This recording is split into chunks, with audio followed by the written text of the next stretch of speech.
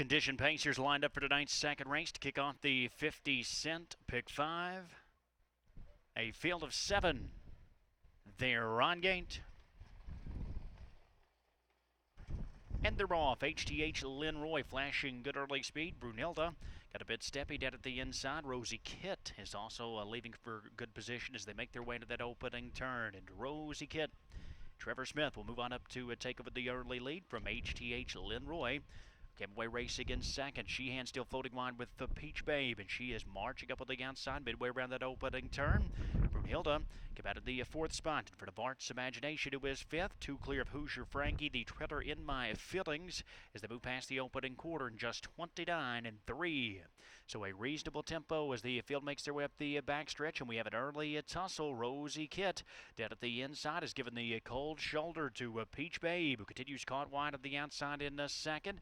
HTH Lynn Roy slightly gapping down at the inside of third. Brunhilde, the 2-year-old filly, an East Coast invader, she slides to the outside in fourth, and she is still two clear of Art's Imagination. Hoosier Frankie did my feeling still at the back of the bus as they make their way past the half in 58 and 1.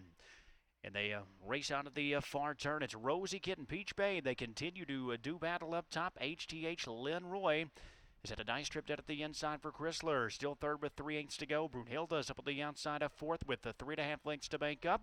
Hoosier Frankie saves ground into the fifth spot. Art's Imagination is stacked up and looking 3 wide for Gerald in my feeling, saving ground, nowhere to go. But the trailer as they race past 3/4, 127 and 1. Rosie Kitt turns for home with the lead. Peach Babe still giving chase down the center of the track for Sheehan. HTH Lynn Roy begins to advance back up the inside from third. Art's Imagination is sweeping up on the far outside.